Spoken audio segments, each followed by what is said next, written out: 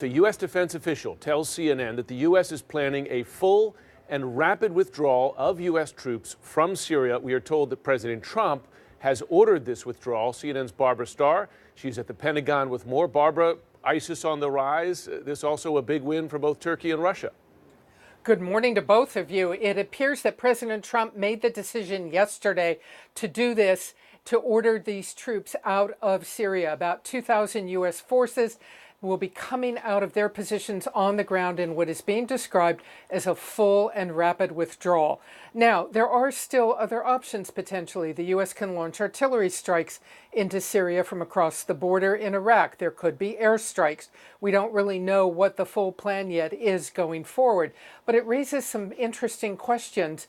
Of course, we don't know now what will happen to the thousands of local forces on the ground that the U.S. has been training for the last several years, and we don't know what the reaction will be from Russian and Iranian-backed forces on the ground in Syria. Those forces have been very active, controlling a good deal of ground, launching their own missions.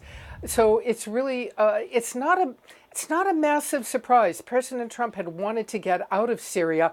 The timing is a little odd, a bit unexpected, and we don't know what will happen now going forward. That is really the question, the big unknown. ISIS is on the rise, as you say, Jim.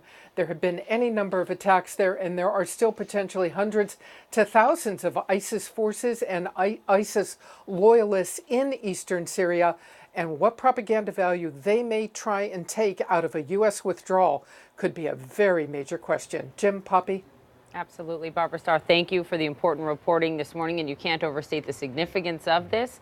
This is the president's decision and the president's decision alone. Let's get reaction from retired Lieutenant Colonel Rick Francona. Colonel Francona, so much to cover on this front, but when the U.S. says, okay, we're done, who does that hand this over to? Largely Russia, right?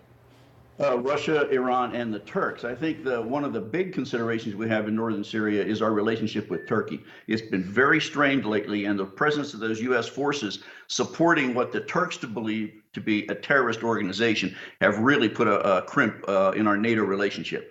So I don't know if the president is reacting to the Turks here, or if he's just ready to do the withdrawal that he's wanted to do all along. I'm very concerned, as Barbara said, about the timing now, because the Syrian Democratic Forces, that Kurdish-heavy force that we've been training and working with and supporting, has just taken the last remaining stronghold from ISIS in the Euphrates Valley. They're on the cusp of pretty much moving ISIS out of that area, and now is not the time to pull back our support. Yes, we'll continue airstrikes. Yes, we'll continue artillery. But having U.S. forces on the ground there has been key and has really given the SDF that extra push that they need. So I'm a little surprised. I'm a little disappointed. So you say this benefits Russia, it benefits Iran, it benefits ISIS. What is the benefit here for the U.S. and U.S. national security?